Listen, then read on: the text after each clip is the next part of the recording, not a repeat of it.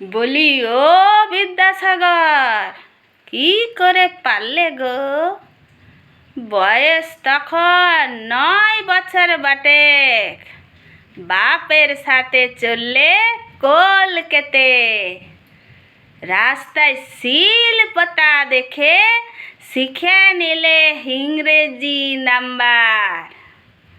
সেই ছোট্টবেলাতেই তেজ ঠাওর করেছিলেন বাবা ঠাকুরদাস।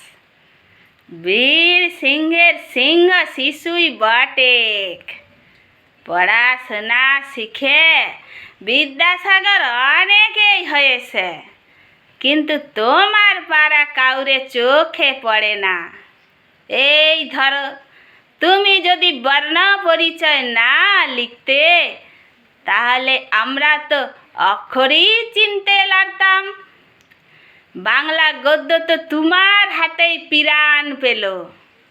বলি, ও বিদ্যাসাগর, কি করে পারলে গো? মেয়েদের স্কুলে পেটিয়ে ঠুলি খোলা কি সহজ কথা? আর বিধবাদের আবার বিয়ে দেওয়া, সে কি করে পারলে গো? এত তেজ তুমি কোথা থেকে পাইলে গো? মা ভগবতী তোমায় পেটে ধরেছিল তাই, না হলে দেশের এই কালো আঁধার ঘুচাতো কে শুনি? তা হ্যাঁ গো বিদ্যাসাগর, শুনছো? তোমার মূর্তি নাকি ওরা গুঁড়িয়া দিল। একবার হাতটা কাঁপলো না?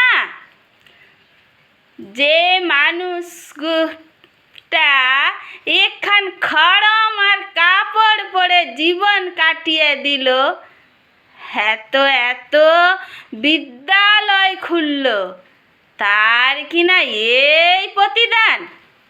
হ্যাঁ গো বিদ্যাসাগর, আবার একটিবার এসো কেনে? এখনো তো পাড়া গায়ে বাল্যবিবাহ হচ্ছে গো। বিটি মায়ারা এখনো নাকি বোঝা, তাই বাপে মায়ে বিটিদের তো বিয়ে দিতে পারলে বেঁচে যায়। তুমি একবার এসো দেখি, আবার একটা লড়াই তোমায় লড়তে হবে। তোমার পাড়ায় একজন মানুষ খুব দরকার বটে। সমাজটাকে সবক শিখাতে তুমি ছাড়া আর কে পারবে শুনি?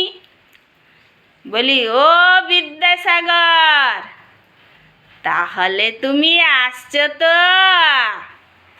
বলি, ও বিদ্যাসাগর, তাহলে তুমি আসছো তো?